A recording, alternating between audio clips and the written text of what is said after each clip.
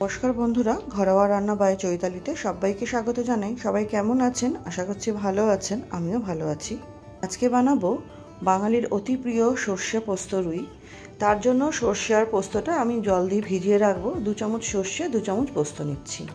নতুন বন্ধু যারা আমার এই ছোট চ্যানেলে নতুন ভিডিওটি প্রথম দেখছেন, আমার রেসিপিগুলো যদি আপনাদের সামান্য হলেও ভালো লেগে থাকে, চ্যানেলটি সাবস্ক্রাইব করে পাশে থাকা অনুরোধ রইল, পাশে থাকা বেল আইকনটি প্রেস করে অল নোটিফিকেশানটা অন করে নেবেন, যাতে চ্যানেলে যখনই নতুন রেসিপি আপডেট করা হবে সবার প্রথম আপনাদের কাছে নোটিফিকেশান পৌঁছে যাবে। রেসিপিটি ভালো লাগলে অবশ্যই লাইক করে দেবেন, ফ্রেন্ডস ফ্যামিলির সাথে শেয়ার করে নেবেন। আর ফেসবুকের বন্ধু যারা রেসিপিটি ফেসবুক থেকে দেখছেন, আমার রেসিপিটা সামান্য হলেও ভালো লেগে থাকলে পেজটি ফলো করে পাশে থাকা অনুরোধ রইল। রেসিপিটি ভালো লাগলে অবশ্যই এটা লাইক করে দেবেন, শেয়ার করে দেবেন।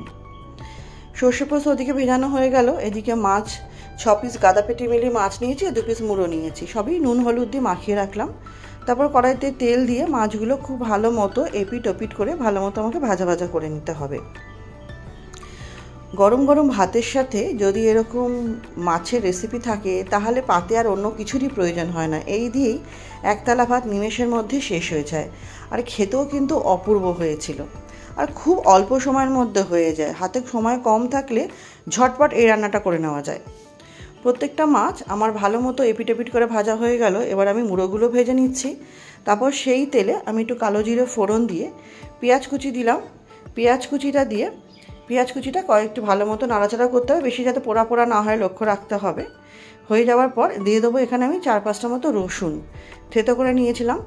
সেই রসুন দিয়েও কয়েক সেকেন্ড একটু নাড়াচাড়া করে নেবো।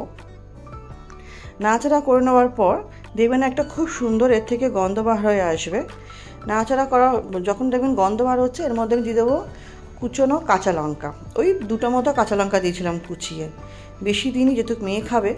কাঁচা লঙ্কা দিলাম, আর দিলাম একটু টমেটো কুচিটা দিয়ে অল্প একটু নুন দেব, আর সমস্ত সাথে ব্যালেন্স করতে দিয়ে দেবো চিনিটা কিন্তু মিষ্টতার জন্য নয়, চিনিটা সুন্দর দেখবেন ক্যারামেল হয়ে সুন্দর একটা কালার আসবে। দিয়ে খুব ভালো মতো নাড়াচাড়া করব যতক্ষণ না আমার পেঁয়াজটা আর টমেটোটা একটু মজে যাচ্ছে। তার জন্য আমি ওই 1 মিনিট মতো একটু ঢেকে রেখেছিলাম যাতে সুন্দর করে মজে যায়। দেখুন সুন্দর মজে গেছে। এর মধ্যে কিছু গুঁড়ো মশলা দিচ্ছি। তার মধ্যে দেবো 1/2 চামচ হলুদ গুঁড়ো আর 1 চামচ কাশ্মীরি লঙ্কার গুঁড়ো। দিয়েও এটা একটু সময় নিয়ে আমাকে কষিয়ে নিতে হবে, কারণ সর্ষে পোস্ত দিয়ে বেশিক্ষণ কষানো যাবে না।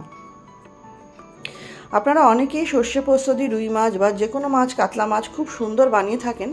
আমি কি পদ্ধতিতে বানালাম সেটাই আজকে আপনাদের সাথে শেয়ার করলাম। সর্ষে পোস্তটা দিয়ে দিলাম, দিয়ে ওই 30 সেকেন্ড মতো হালকা একটু নাড়াচাড়া করে নেবো, বাকি মশলার সাথে মিশিয়ে নেবো।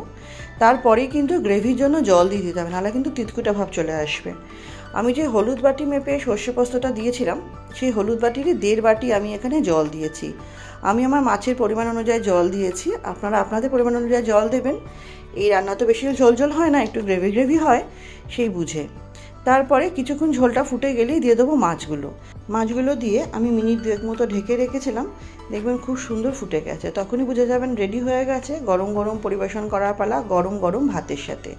রেসিপিটা আশা করছি আপনাদের ভালো লাগবে। ভালো লাগলে অনুরোধ করবো অবশ্যই ট্রাই করবেন। কেমন লাগলো কমেন্ট সেকশনে জানাবেন। আপনাদের কমেন্টে রান্না করার উৎসাহটা অনেক বেশি বেড়ে যায়।